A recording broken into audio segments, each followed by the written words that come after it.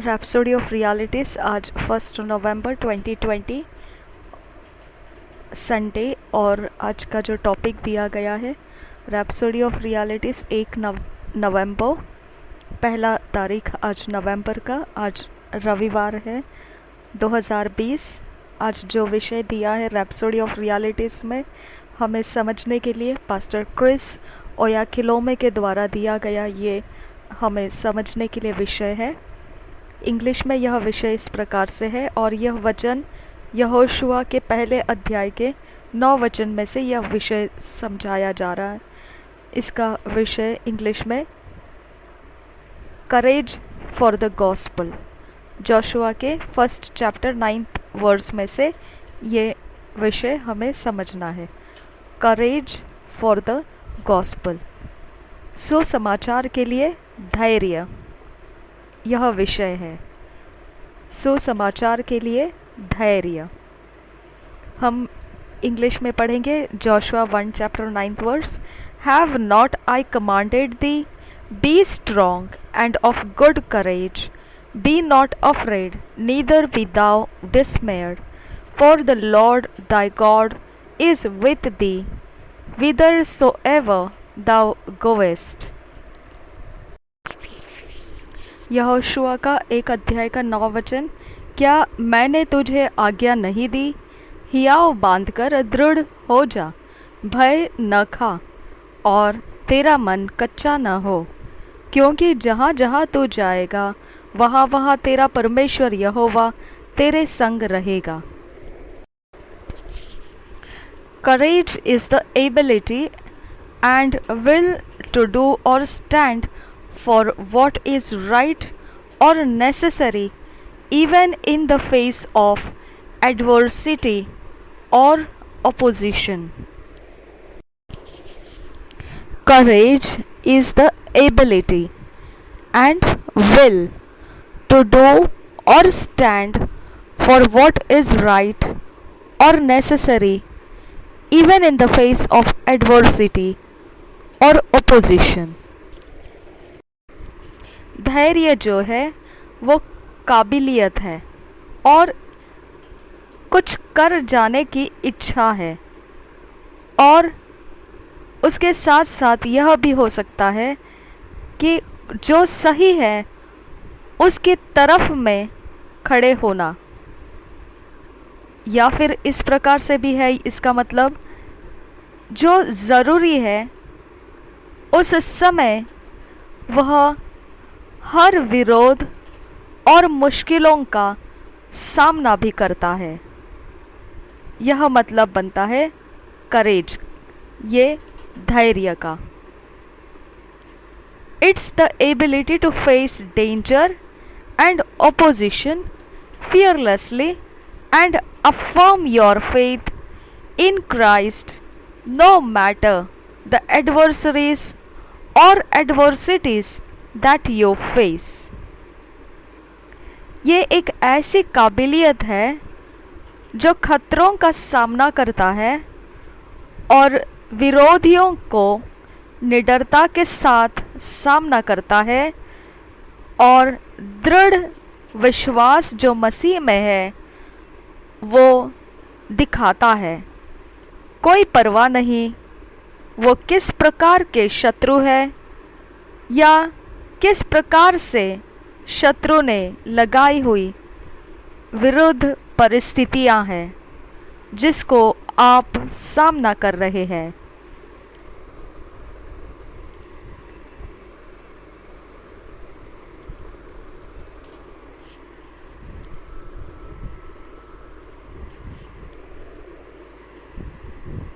It's a virtue everyone in Christ has been granted, but not every Christian manifests it। यह एक गुण है जिसे हम सद्गुण भी कह सकते हैं या फिर इसे नैतिक गुण भी कह सकते हैं, और यह एक गुण है जो हर एक मसीहियों के लिए दिया गया है, परंतु हर एक मसीही इस गुण का प्रयोग नहीं करते हैं अपने ज़िंदगी में प्रकट नहीं करते हैं। A person of courage understands that every opposition is an opportunity for progress and victory. एक व्यक्ति जो है वो धैर्य को समझता है कि हर विरोध के सामने जब वो जाएगा तो ये एक उसके लिए अवसर बनेगा उन्नति करने के लिए और जयवंत होने के लिए, विजेता होने के लिए। Courage is what got the church of Jesus Christ to where it is today.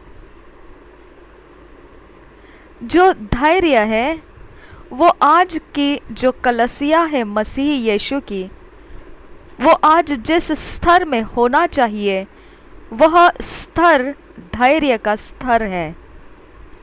उस स्तर में मसीह कलसिया होना चाहिए आज। Had the apostles and prophets of old not exhibited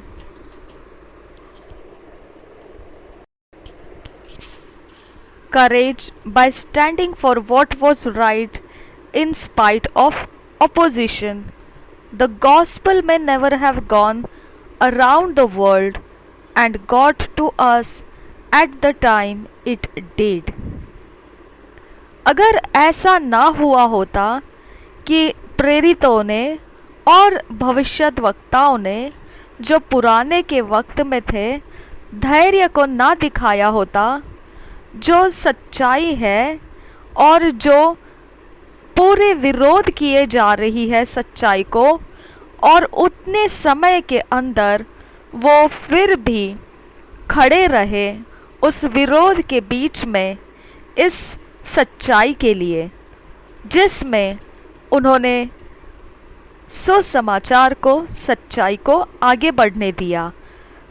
और अगर उन्होंने यह धैर्य ना रखा होता, दिखाया होता, यह धैर्य का गुण उन्होंने प्रकट ना किया होता, तो फिर हो सकता था ऐसा कि सुसमाचार हम तक, इस पूरी दुनिया के अंदर जो आज हमारे समय के अंदर हमने प्राप्त किए हैं, उसको हमने प्राप्त नहीं किया होता।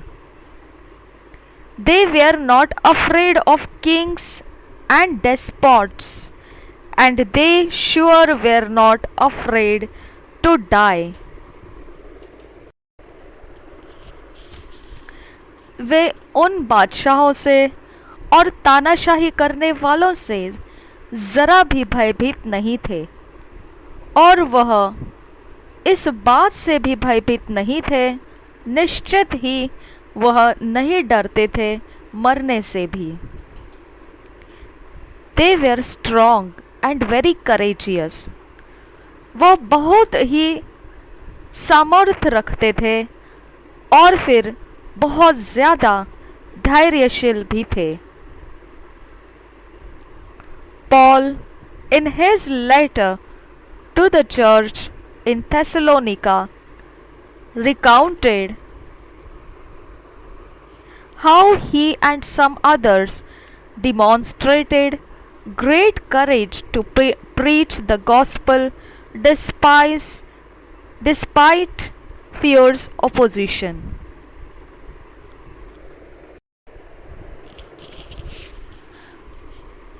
पौलुस जो है उसने जो पत्री लिखी थिस्सलुनीका के कलीसिया को, उसमें इस बात का वो बयान करता है और फिर वह साबित भी करता है महान ऐसे सामर्थी धैर्य का, जो सुसमाचार के प्रचार के लिए दिखाया गया, इसके बावजूद कि भारी विरोध हो रहा था, जलजलाहट भरा, क्रोध भरा विरोध उठ रहा था।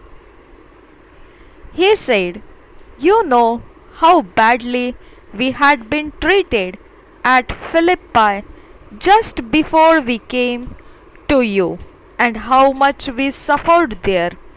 Yet God gave us the courage to boldly repeat the same message to you, even though we were surrounded by enemies. First Thessalonians 2 chapters उसका सेकेंड वर्स TLB बाइबल में से लिया है। हम इसे पढ़ेंगे, इंग्लिश में पढ़ चुके, अब हिंदी में पढ़ेंगे। पहला थिस्सलुनीको की पत्री और दूसरा अध्याय का दूसरा वचन हम पढ़ेंगे। दूसरा अध्याय पहले थिस्सलुनीकियों की पत्री दूसरा अध्याय उसका दूसरा वचन। वरन तुम आप ही जानते हो कि पहले फिलिप्पी में दुख उठाने और उपद्रव सहने पर भी हमारे परमेश्वर ने हमें ऐसा साहस दिया कि हम परमेश्वर का सुसमाचार भारी विरोध के होते हुए भी तुम्हें सुनाए। People of courage keep their focus on what they believe in, and nothing is too big for them to give or do in pursuit of their convictions. जो धैर्य रखने वाले लोग होते हैं वो अपना केंद्र बनाए रखते हैं उस बातों के ऊपर जिनमें उन्होंने विश्वास किया है, और फिर ऐसा कुछ भी उनके लिए बड़ी बात नहीं रहती है जो उनको दे देना पड़े, या फिर उनके जो भी विश्वास रखा है, जिसके ऊपर उन्होंने अपना दृढ़ विश्वास लाया है, उसके ऊपर जो भी दबाव आता है उसका सामना करे। उनके लिए कोई ऐसा बड़ी बात नहीं रहती है, क्योंकि वो उस धीरज के साथ चलने वाले लोग रहते हैं।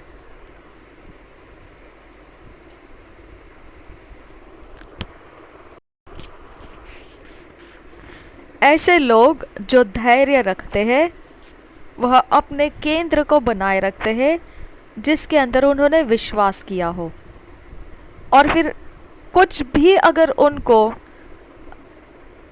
दे देना पड़े तो भी उनके लिए वो बहुत बड़ी बात नहीं रहती है, या फिर उनको उस पीछा कर रहे हैं जो उनके दृढ़ विश्वास का, उसके लिए उनके लिए कोई भी बात बहुत बड़ी नहीं रहती है, कोई भी बात बड़ी नहीं रहती है, वो सब कुछ का सामना कर लेते हैं। Therefore, set your mind on the Lord and His word, and be ever ready to do anything for the furtherance of the gospel.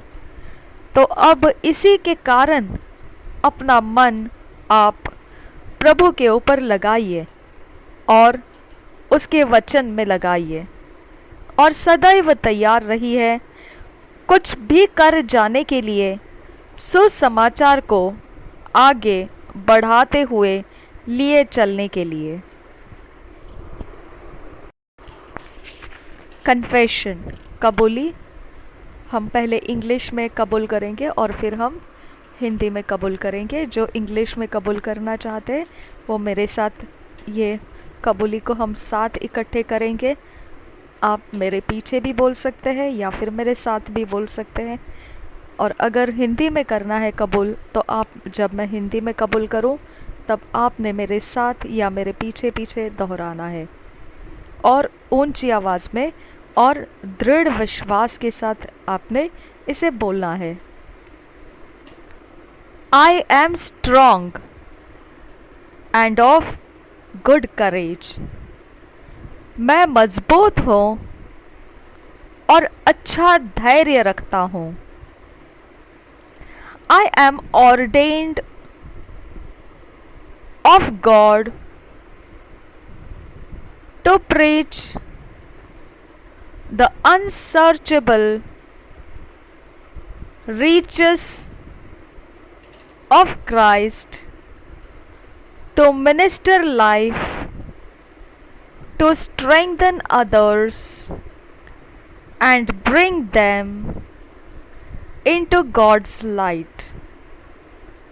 Therefore, no matter the tastes, trials, opposition, adversaries, I maintain my solid front in Christ, that inner fortitude to make the gospel known at any cost.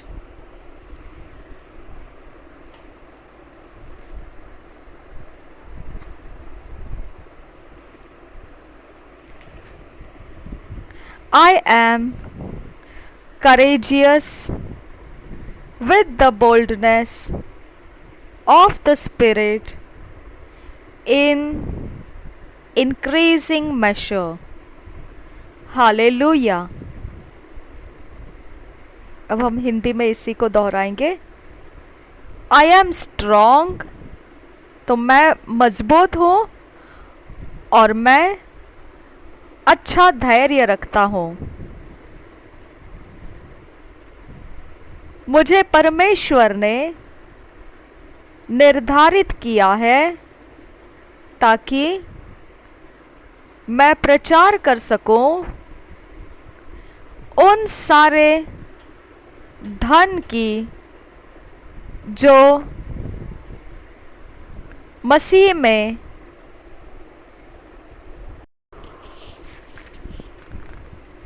मसीह के विषय में है और जो साधारण समझ के परे है,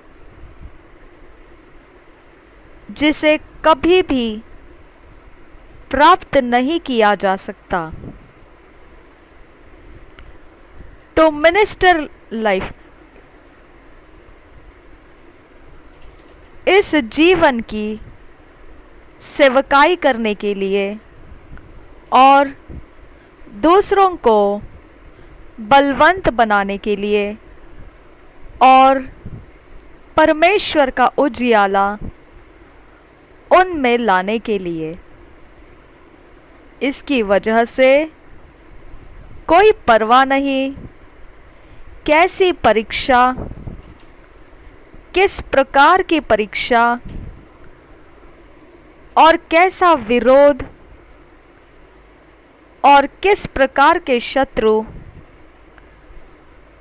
वो मेरे जीवन के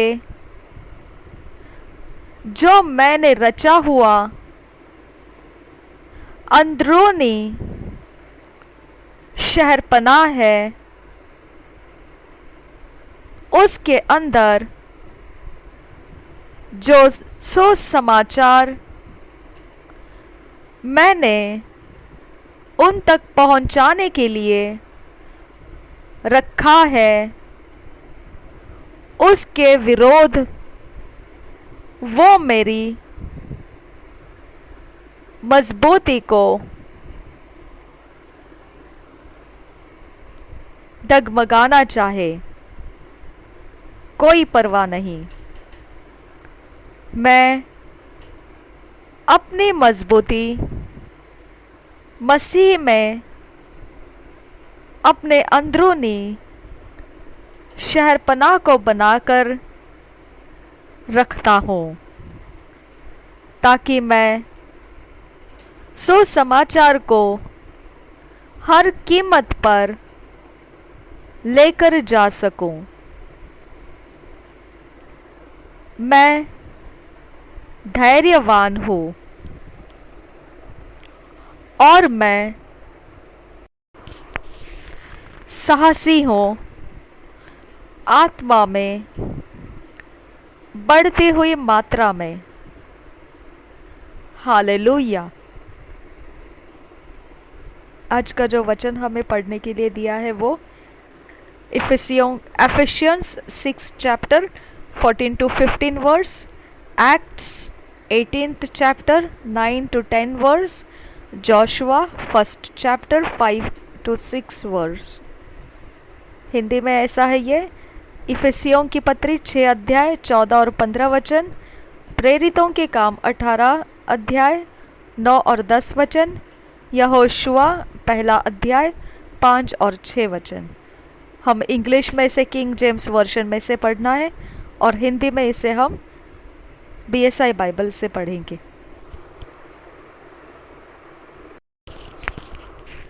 Ephesians 6 chapter 14 and 15th verse. Stand therefore, having your loins girt about with truth, and having on the breastplate of righteousness, and your feet shod with the preparation of the gospel of peace. इफिसियों की पत्री 6 अध्याय 14 और 15 वचन। इसलिए सत्य से अपनी कमर कसकर और धार्मिकता की झिलम पहनकर और पांवों में मेल के सुसमाचार की तैयारी के जूते पहनकर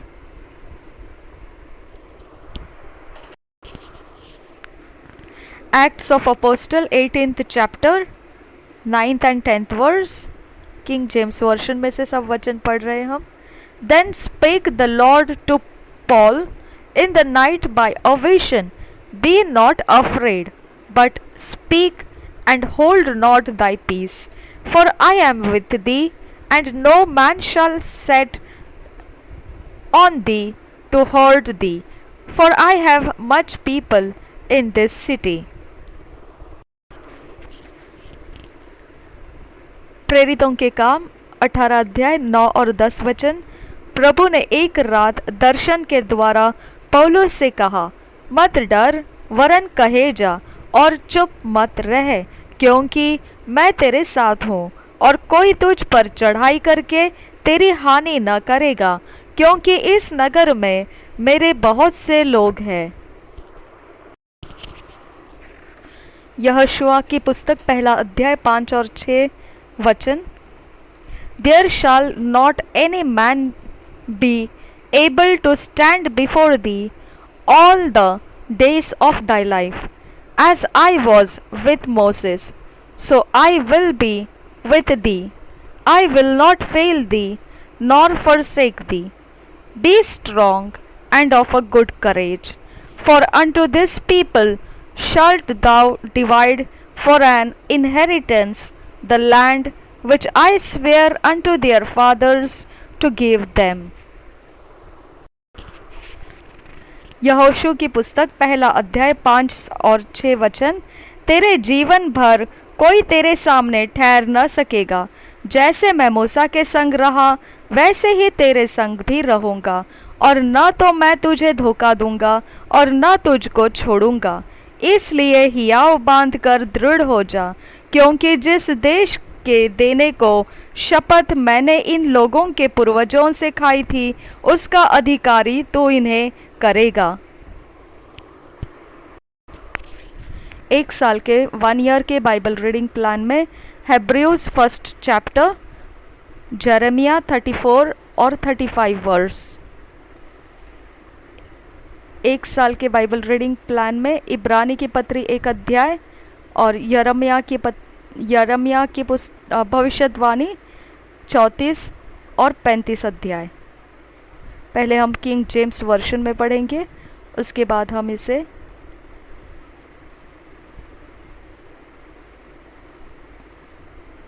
BSI बाइबल में पढ़ेंगे।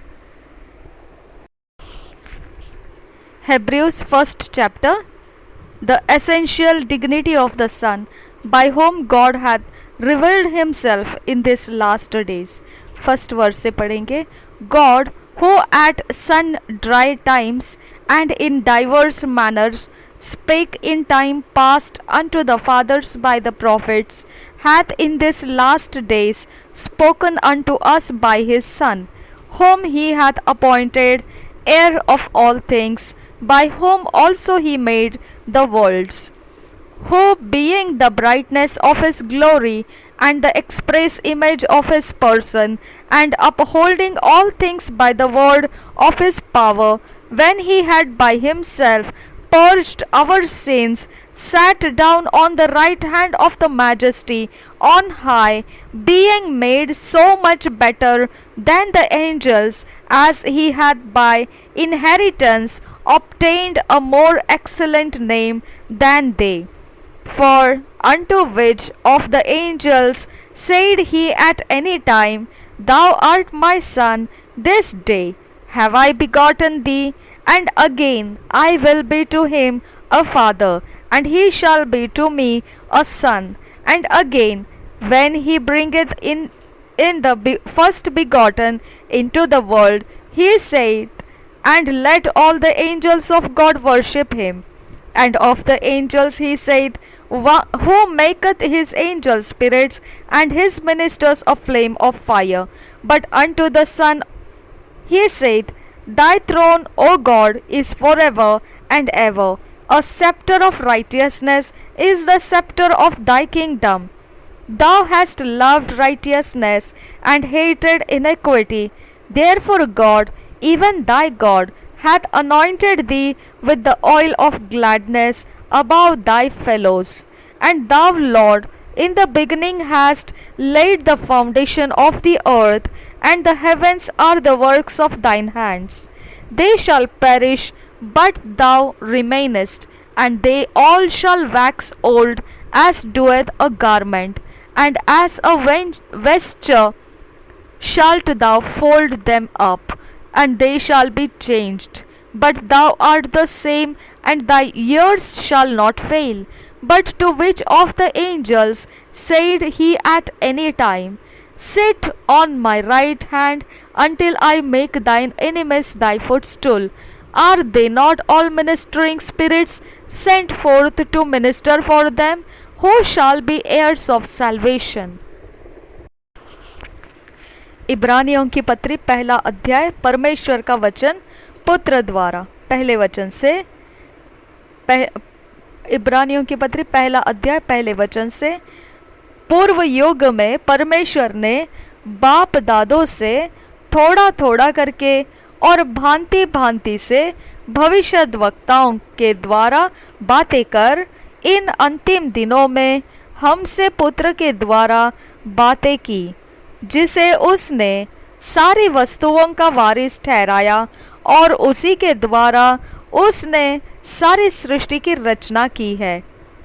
वह उसकी महिमा का प्रकाश और उसके तत्व की छाप है, और सब वस्तुओं को अपनी सामर्थ के वचन से संभालता है। वह पापों को धोकर ऊंचे स्थानों पर महामहिमन के दाहिने जा बैठा, और स्वर्गदूत से उतना ही उत्तम ठहरा जितना उसने उनसे बड़े पद का वारिस होकर उत्तम नाम पाया। परमेश्वर पुत्र की श्रेष्ठता।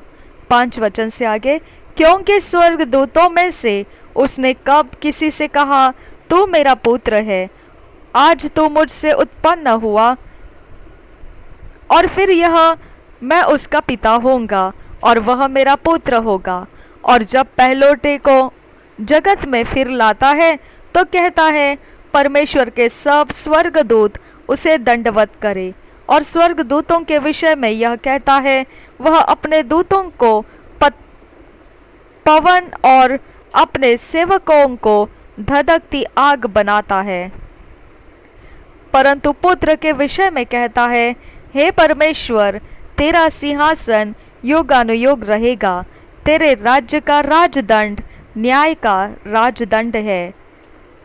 तूने धर्म से प्रेम और अधर्म से बैर रखा, इस कारण परमेश्वर ने तेरे साथियों से बढ़कर हर्ष रूपी तेल से तेरा अभिषेक किया। और यह कि हे प्रभु, आदि में तूने पृथ्वी की नींव डाली और स्वर्ग तेरे हाथों की कारीगरी है। वे तो नष्ट हो जाएंगे, परंतु तू बना रहेगा, और वे सब वस्त्र के समान पुराने हो जाएंगे, और तू उन्हें चादर के समान लपेटेगा, और वे वस्त्र के समान बदल जाएंगे, पर तू वही है, और तेरे वर्षों का अंत न होगा। और स्वर्गदूतों में से उसने किससे कब कहा, तू मेरे दाहिने बैठ, जब तक कि मैं तेरे बैरियों को तेरे पांवों के नीचे की पीढ़ी न कर दूं? क्या वे सब सेवा टहल करने वाली आत्माएं नहीं, जो उद्धार पाने वालों के लिए सेवा करने को भेजी जाती है। Jeremiah chapter 34 King James version में से पढ़ेंगे। Introduction. Jeremiah prophesies the destruction of Jerusalem and the captivity of Zedekiah. The word, first word से पढ़ेंगे। The word which came unto Jeremiah from the lord when Nebuchadnezzar king of Babylon and all his army and all the kingdoms of the earth of his dominion and all the people fought against Jerusalem and against all the cities thereof, saying, Thus saith the Lord, the God of Israel, Go and speak to Zedekiah king of Judah, and tell him, Thus saith the Lord, Behold, I will give this city into the hand of the king of Babylon, and he shall burn it with fire. And thou shalt not escape out of his hand, but shalt surely be taken and delivered into his hand, and thine eyes shall behold the eyes of the king of Babylon, and he shall speak with thee mouth to mouth, and thou shalt go to Babylon. Yet hear the word of the Lord, O Zedekiah, king of Judah. Thus saith the Lord of thee, Thou shalt not die by the sword, but thou shalt die in peace, and with the burnings of thy fathers, the former kings which were before thee. So shall they burn odors for thee, and they will lament thee, saying, Ah Lord, for I have pronounced the word, saith the Lord. Then Jeremiah the prophet spake all these words unto Zedekiah king of Judah in Jerusalem, when the king of Babylon's army fought against Jerusalem and against all the cities of Judah that were left, against Lachish and against Azekah, for these defenced cities remained of the cities of Judah. This is the word that came under Jeremiah from the Lord after that the king Zedekiah had made a covenant with all the people which were at Jerusalem to proclaim liberty unto them, that every man should let his manservant and every man his maidservant bring an Hebrew or an Hebrewess go free, that none should serve himself of them, to wit of a Jew his brother.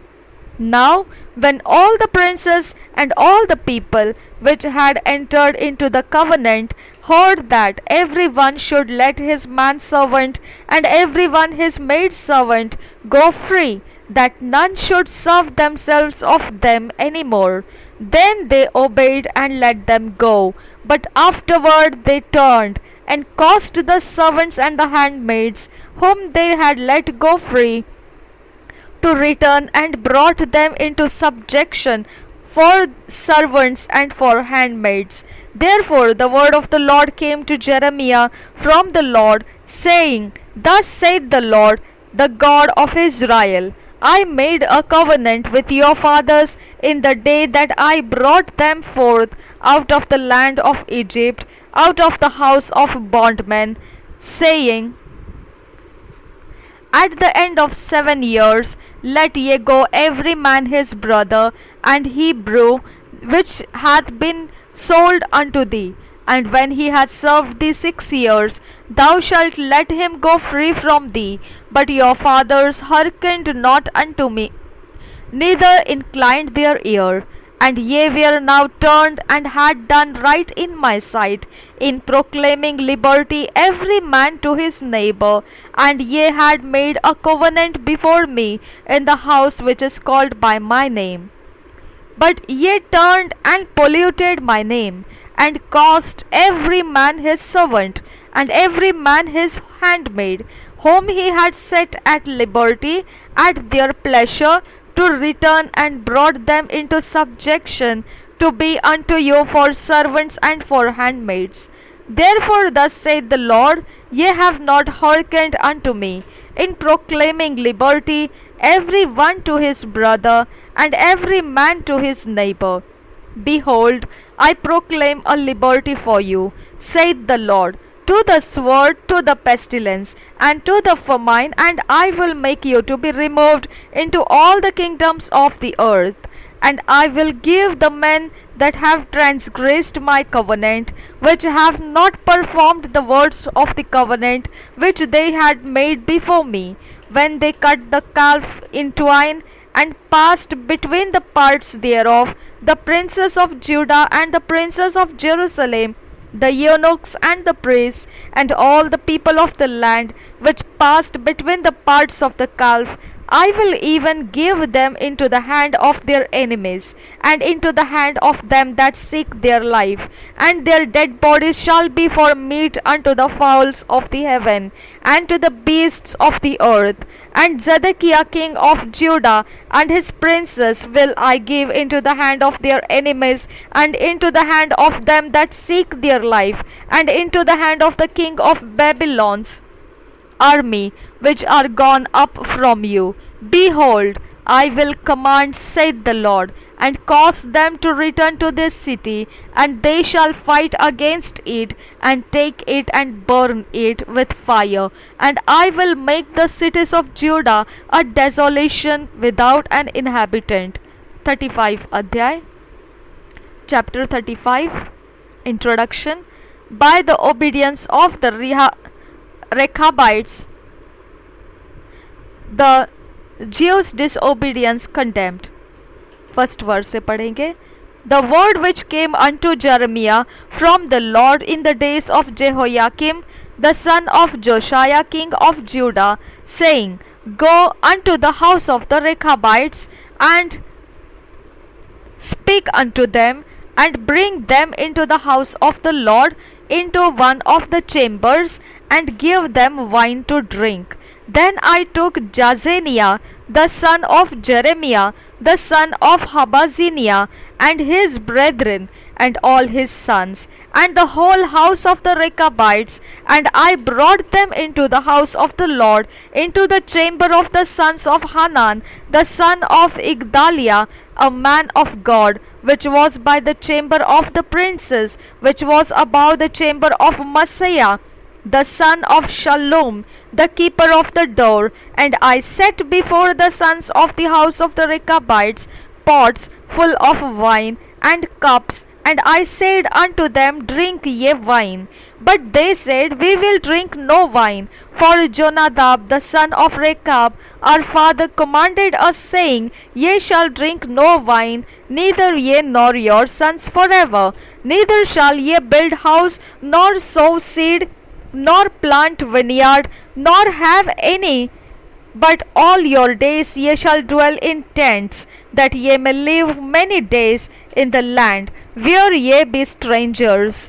Thus have we obeyed the voice of Jonadab, the son of Rechab, our father, in all that he hath charged us, to drink no wine all our days, we our wives, our sons, nor our daughters.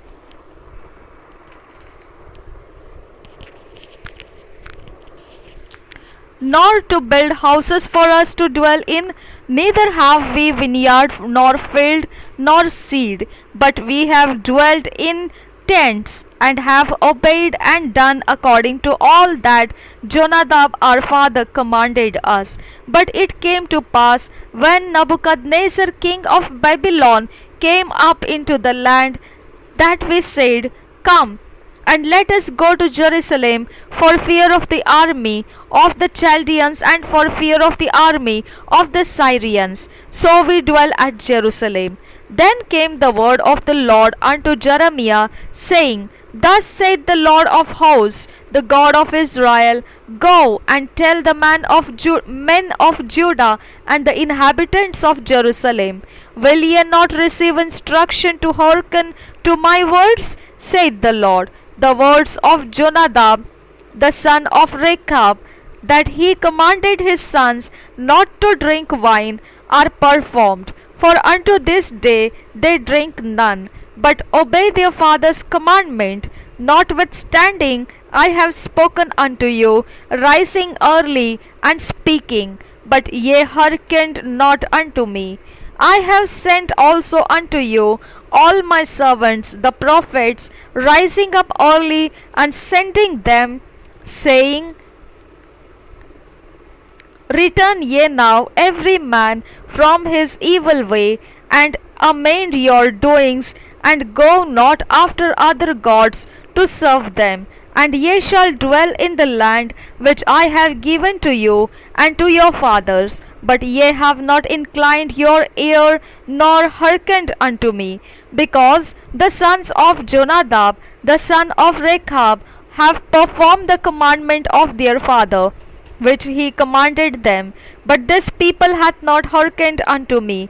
Therefore thus saith the Lord God of hosts, the God of Israel, Behold, I will bring upon Judah and upon all the inhabitants of Jerusalem all the evil that I have pronounced against them, because I have spoken unto them, but they have not heard, and I have called unto them, but they have not answered. And Jeremiah said unto the house of the Rechabites, Thus saith the Lord of hosts, the God of Israel, because ye have obeyed the commandment of Jonadab your father, and kept all his precepts, and done according to unto all that he hath commanded you. Therefore thus saith the Lord of hosts, the God of Israel, Jonadab the son of Rechab shall not want a man to stand before me forever. Jeremiah की भविष्यवाणी 34 अध्याय पहले वचन से सिदकिय्याह के लिए एक संदेश। जब बेबीलोन का राजा नबूकदनेस्सर अपनी सारी सेना समेत और पृथ्वी के जितने राज्य उसके वश में थे उन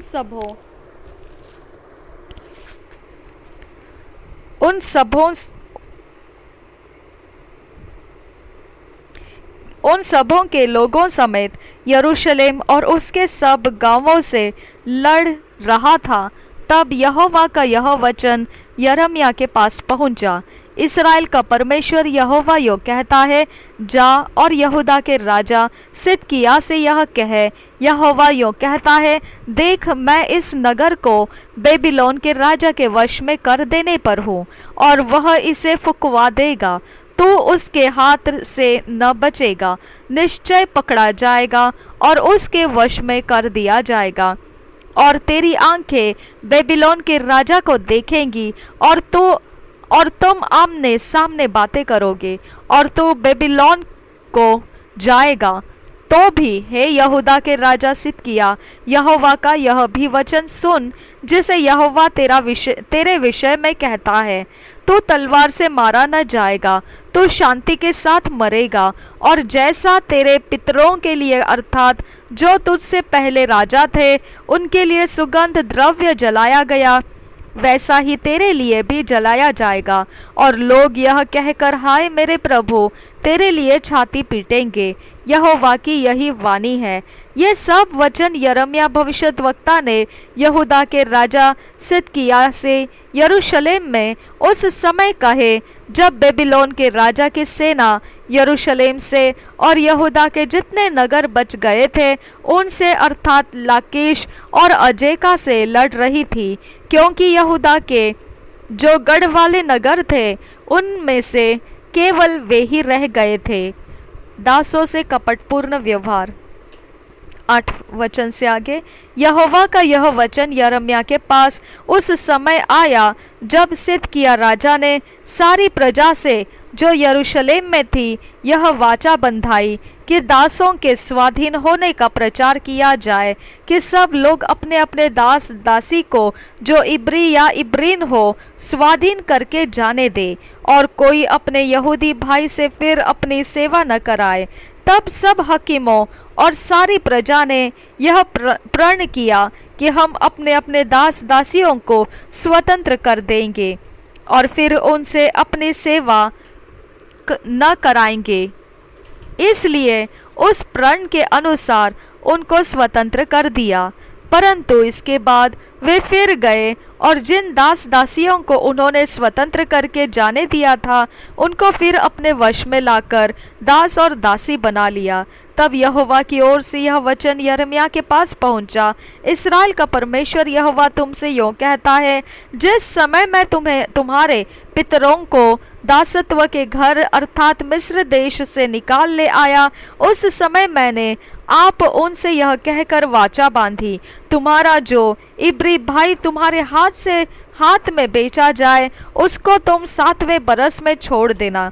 6 बरस तो वह तुम्हारी सेवा करे, परंतु इसके बाद तुम उसको स्वतंत्र करके अपने पास से जाने देना। परंतु तुम्हारे पितरों ने मेरी न सुनी, न मेरी ओर कान लगाया। तुम कभी फिरे तो थे और तुम अभी फिरे तो थे और अपने अपने भाई को स्वतंत्र कर देने का प्रचार करा के जो काम मेरी दृष्टि में भला है उसे तुमने किया भी था, और जो भवन मेरा कहलाता है उसमें मेरे सामने वाचा भी बांधी थी। पर तुम भटक गए और मेरा नाम इस रीति से अशुद्ध किया कि जिन दास दासियों को तुम स्वतंत्र करके उनकी इच्छा पर छोड़ चुके थे उन्हें तुमने फिर अपने वश में कर लिया है और वे फिर तुम्हारे दास दासियां बन गए हैं। इस कारण यहोवा यूं कहता है, तुमने जो मेरी आज्ञा के अनुसार अपने भाई के स्वतंत्र होने का प्रचार नहीं किया, अतः यहोवा का यह वचन है, सुनो, मैं तुम्हारे इस प्रकार से स्वतंत्र होने का प्रचार करता हूँ कि तुम तलवार, मरी और महंगी में पड़ोगे, और मैं ऐसा करूँगा कि तुम पृथ्वी के राज्य राज्य में मारे मारे फिरोगे। जो लोग मेरी वाचा का उल्लंघन करते हैं और जो प्रण उन्होंने मेरे सामने और बछड़े के 2 भाग करके उसके दोनों भागों के बीच से जाकर किया, परंतु उसे पूरा न किया, अर्थात यहूदा देश और यरूशलेम नगर के हाकिम, खोजे, याजक और साधारण लोग जो बछड़े के भागों के बीच के से होकर गए थे, उनको मैं उनके शत्रुओं अर्थात उनके प्राण के खोजियों के वश में कर दूंगा, और उनके शव आकाश के पक्षियों और मैदान के पशुओं का आहार हो जाएंगे। मैं यहूदा के राजा सिदकिय्याह और उसके हकीमों को उनके शत्रुओं और उनके प्राण के खोजियों अर्थात बेबीलोन के राजा की सेना के वश में कर दूंगा, जो तुम्हारे सामने से चली गई है। यहोवा का यह वचन है कि देखो, मैं उनको आज्ञा देकर इस नगर के पास लौटा ले आऊंगा, और वे लड़कर इसे ले लेंगे और फूंक देंगे, और यहूदा के नगरों को मैं ऐसा उजाड़ दूंगा कि कोई उनमें न रहेगा। 35 अध्याय यिर्मयाह और रेकाब के वंशज, पहले वचन से 35 अध्याय के पहले वचन से। योशिय्याह के पुत्र यहूदा के राजा यहोयाकीम के राज्य में यहोवा की ओर से यह वचन यिर्मयाह के पास पहुंचा, रेकाबियों के घराने के पास जाकर उनसे बातें कर और उन्हें यहोवा के भवन की एक कोठरी में ले जाकर दाख मधु पिला। तब मैंने यजन्याह को, जो हबस्सिन्याह का पोता और यिर्मयाह का पुत्र था, और उसके भाइयों और सब पुत्रों को अर्थात रेकाबियों के सारे घराने को साथ लिया। मैं उनको परमेश्वर के भवन में यगदल्याह के पुत्र हनान, जो परमेश्वर का एक जन था, उसकी कोठरी में ले आया, जो हकीमों की उस कोठरी के पास थी, और शल्लूम के पुत्र डेवढ़ी के रखवाले मासेयाह की कोठरी के ऊपर थी। तब मैंने रेकाबियों के घराने को दाख मधु से भरे हुए हंडे और कटोरे देकर कहा, दाख मधु पियो। उन्होंने कहा, हम दाख मधु न पिएंगे, क्योंकि रेकाब के पुत्र योनादाब ने, जो हमारा पुरखा था, हमको यह आज्ञा दी थी, तुम कभी दाख मधु न पीना, न तुम न तुम्हारे पुत्र, न घर बनाना, न बीज बोना, न दाख की बारी लगाना, और न उनके अधिकारी होना, परंतु जीवन भर तंबुओं ही में रहना। जिस देश में तुम परदेशी हो उसमें बहुत दिन तक जीते रहो। इसलिए हम रेकाब के पुत्र अपने पुरखा योनादाब की बात मानकर उसकी सारी आज्ञाओं के अनुसार चलते हैं, न हम और न हमारी स्त्रियां या पुत्र पुत्रियां कभी दाख मधु पीती है, और न हम घर बनाकर उनमें रहते हैं। हम न दाख की बारी, न खेत और न बीज रखते हैं। हम तंबुओं ही में रहा करते हैं और अपने पुरखा योनादाब की बात मानकर उसकी सारी आज्ञाओं के अनुसार काम करते हैं। परंतु जब बेबीलोन के राजा नबूकदनेस्सर ने इस देश पर चढ़ाई की, तब हमने कहा, चलो कसदियों और अरामियों के दलों के डर के मारे यरूशलेम में जाए। इस कारण हम अब यरूशलेम में रहते हैं। तब यहोवा का यह वचन यिर्मयाह के पास पहुंचा। इस्राएल का परमेश्वर सेनाओं का यहोवा यो कहता है, जा और यहूदा देश के लोगों और यरूशलेम नगर के निवासियों से कह, यहोवा की यह वाणी है, क्या तुम शिक्षा मानकर मेरी न सुनोगे? देखो, रेकाब के पुत्र योनादाब ने जो आज्ञा अपने वंश को दी थी कि तुम दाख मधु न पीना, वह तो मानी गई है। यहाँ तक कि आज के दिन भी वे लोग कुछ नहीं पीते। वे अपने पुरखा की आज्ञा मानते हैं। पर यद्यपि मैं तुमसे बड़े यत्न से कहता आया हूँ, तो भी तुमने मेरी नहीं सुनी। मैं तुम्हारे पास अपने सारे दास नबियों को बड़ा यत्न करके यह कहने को भेजता आया हूँ, अपनी बुरी चाल से फिरो और अपने काम सुधारो और दूसरे देवताओं के पीछे जाकर उनकी उपासना मत करो। तब तुम इस देश में जो मैंने तुम्हारे पितरों को दिया था और तुमको भी दिया है, बसने पाओगे। पर तुमने मेरी ओर कान नहीं लगाया, न मेरी सुनी है। देखो, रेकाब के पुत्र योनादाब के वंश ने तो अपने पुरखा की आज्ञा को मान लिया, पर तुमने मेरी नहीं सुनी। इसलिए सेनाओं का परमेश्वर यहोवा, जो इस्राएल का परमेश्वर है, यो कहता है, देखो, यहूदा देश और यरूशलेम नगर के सारे निवासियों पर जितनी विपत्ति डालने को मैंने चर्चा की है, वह उन पर अब डालता हूँ, क्योंकि मैंने उनको सुनाया पर उन्होंने नहीं सुना। मैंने उनको बुलाया पर उन्होंने उत्तर न दिया। पर रेकाबियों के घराने से यिर्मयाह ने कहा, इस्राएल का परमेश्वर सेनाओं का यहोवा तुमसे यो कहता है, इसलिए कि तुमने जो अपने पुरखा योनादाब की आज्ञा मानी, वरन उसकी सब आज्ञाओं को मान लिया और जो कुछ उसने कहा उसके अनुसार काम किया है, इसलिए इस्राएल का परमेश्वर सेनाओं का यहोवा यो कहता है, रेकाब के पुत्र योनादाब के वंश में सदा ऐसा जन पाया जाएगा जो मेरे सम्मुख खड़ा रहे। 2 years Bible reading plan. 1 Peter 1st chapter 1 to 12 verse, Ezekiel 32 chapter। 2 साल के बाइबल रीडिंग प्लान में पहला पत्रस पहला अध्याय 1 से 12 वचन, यहेजकेल की भविष्यवाणी 32 अध्याय। हम इंग्लिश किंग जेम्स वर्शन में से पढ़ेंगे और हिंदी BSI बाइबल में से। पहले हम इंग्लिश में पढ़ेंगे और वही अध्याय वही वचनों को हम हिंदी में भी पढ़ेंगे।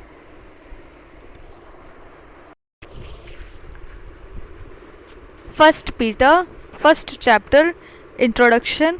The apostles address, he blesseth God for their hope of a blessed immortality. He sheweth that their salvation in Christ had been foretold by the prophets of old. He exhorted them to godliness. First verse से पढ़ेंगे, first Peter first chapter first verse से पढ़ेंगे। Peter, an apostle of Jesus Christ, to the strangers scattered throughout Pontus, Galatia, Cappadocia, Asia, and Bithynia, elect according to the foreknowledge of God the Father, through sanctification of the Spirit, unto obedience and sprinkling of the blood of Jesus Christ, grace unto you and peace be multiplied. Blessed be the God and Father of our Lord Jesus Christ, which according to his abundant mercy hath begotten us again unto a lively hope by the resurrection of Jesus Christ from the dead, to an inheritance incorruptible and undefiled, and that fadeth not away, reserved in heaven for you, who are kept by the power of God through faith unto salvation, ready to be revealed in the last time. Wherein ye greatly rejoice, though now for a season, if need be, ye are in heaviness through manifold temptations, that the trial of your faith, being much more precious than of gold that perisheth though it be tried with fire, might be found unto praise and honor and glory at the appearing of Jesus Christ, whom having not seen ye love, in whom though now ye see him not, yet believing ye rejoice with joy unspeakable and full of glory, receiving the end of your faith, even the salvation of your souls, of which salvation the prophets have inquired and searched diligently, who prophesied of the grace that should come unto you, searching what or what manner of time the Spirit of Christ which was in them did signify,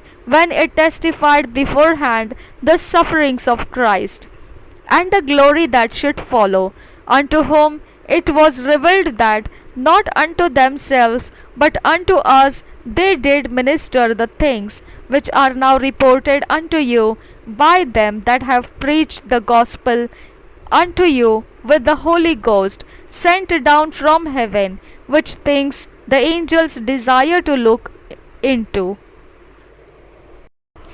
पहला पत्रस पहला अध्याय 1 वचन से 12 वचन तक पढ़ना है।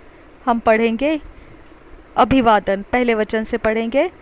पत्रस की ओर से, जो यीशु मसीह का प्रेरित है, उन परदेशियों के नाम जो पुन्तुस, गलातिया, कप्पदुकिया, आसिया और बिथुनिया में तितर बितर होकर रहते हैं, और परमेश्वर पिता के भविष्य ज्ञान के अनुसार आत्मा के पवित्र करने के द्वारा आज्ञा मानने और यीशु मसीह के लहू के छिड़के जाने के लिए चुने गए हैं, तुम्हें अनुग्रह और शांति बहुतायत से मिलती रहे। एक जीवित आशा। हमारे प्रभु यीशु मसीह के परमेश्वर और पिता का धन्यवाद हो, जिसने यीशु मसीह के मरे हुओं में से जी उठने के द्वारा अपनी बड़ी दया से हमें जीवित आशा के लिए नया जन्म दिया, अर्थात एक अविनाशी और निर्मल और अजर मिरास के लिए, जो तुम्हारे लिए स्वर्ग में रखी है, जिनकी रक्षा परमेश्वर की सामर्थ से विश्वास के द्वारा उस उद्धार के लिए जो आने वाले समय में प्रकट होने वाली है की जाती है।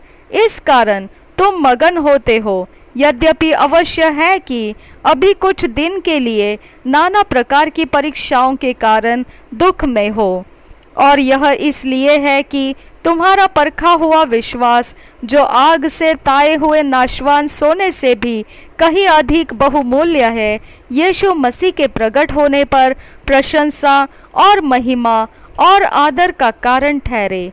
उससे तुम बिन देखे प्रेम रखते हो, और अब तो उस पर बिन देखे भी विश्वास करके ऐसे आनंदित और मगन होते हो, जो वर्णन से बाहर और महिमा से भरा हुआ है, और अपने विश्वास का प्रतिफल अर्थात आत्माओं का उद्धार प्राप्त करते हो। इसी उद्धार के विषय में उन भविष्यद्वक्ताओं ने बहुत खोजबीन और जांच पड़ताल की, जिन्होंने उस अनुग्रह के विषय में जो तुम पर होने को था भविष्यवाणी की थी।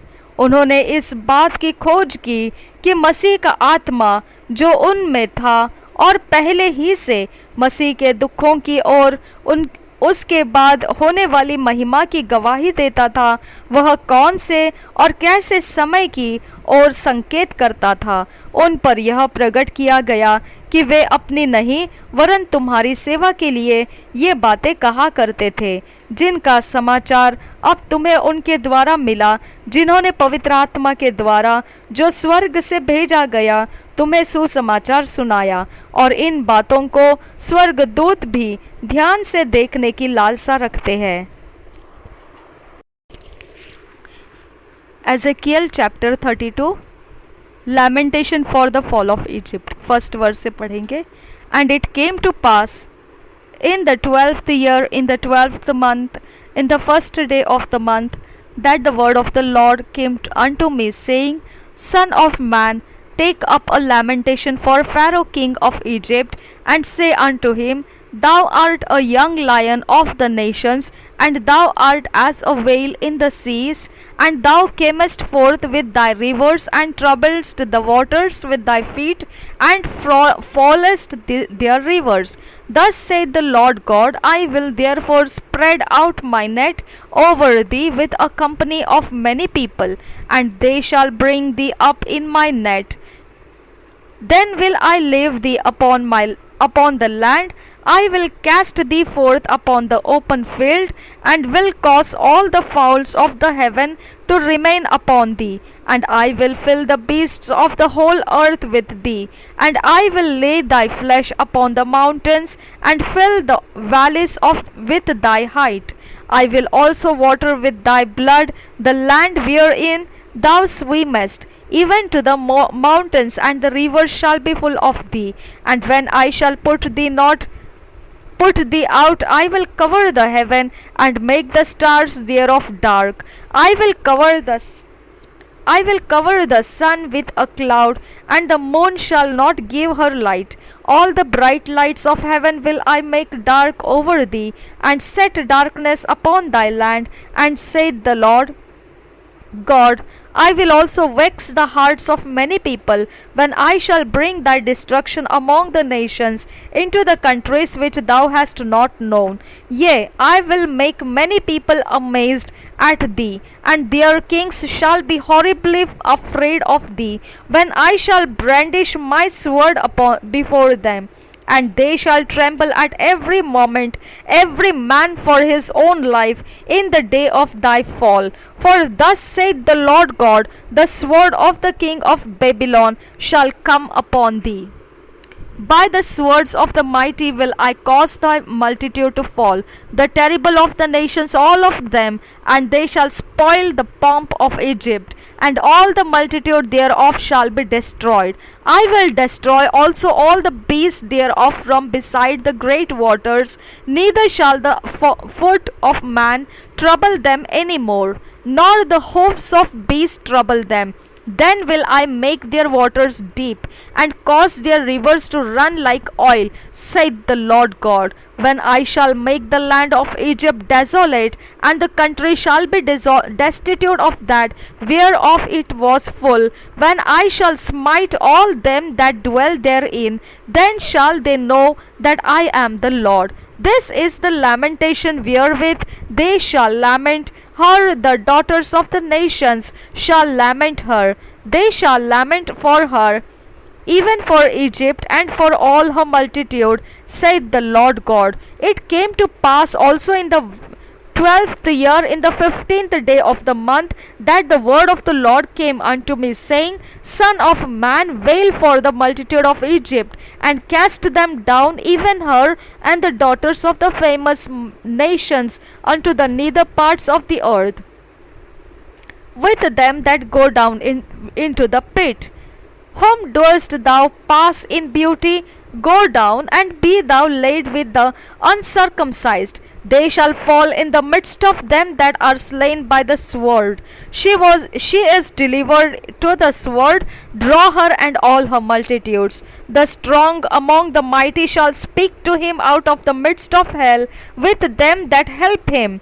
They are gone down, they lie uncircumcised, slain by the sword. As Ashur is there, and all her company, his graves are about him, all of them slain, fallen by the sword, whose graves are set in the sides of the pit, and her company is round about her grave, all of them slain, fallen by the sword, which caused terror in the land of the living. There is alarm and all her multitude round about her grave, all of them slain, fallen by the sword, which are gone down uncircumcised into the nether parts of the earth, which caused their terror in the land of the living. Yet have they borne their shame with them that go down to the pit. They have set her a bed in the midst of the slain with all her multitude.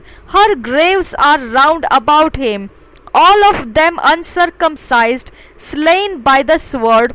Though their terror was caused in the land of the living, yet have they borne their shame with them that go down to the pit.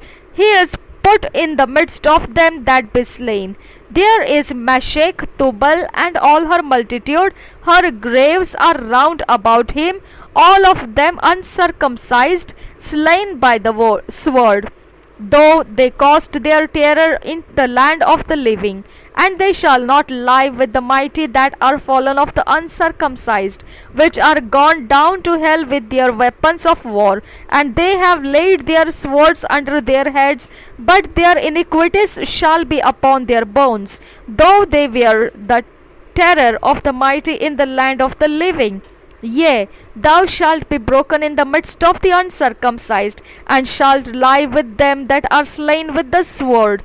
There is Edom, her kings, and all her princes, which with their might are laid by them that were slain by the sword. They shall lie with the circumcised, and with them that go down to the pit.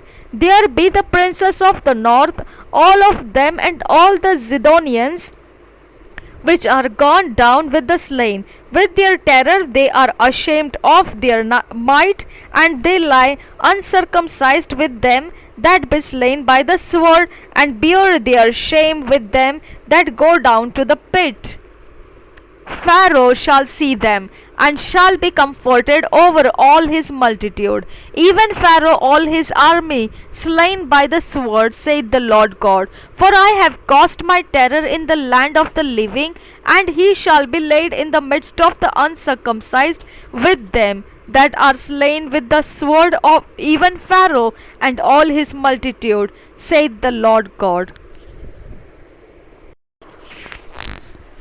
यह हिजकिय्याह की भविष्यवाणी 32 अध्याय पहले वचन से पढ़ेंगे। मिस्र के राजा की तुलना मगरमच्छ से। 12वें वर्ष के 12वें महीने के पहले दिन को यहोवा का यह वचन मेरे पास पहुंचा।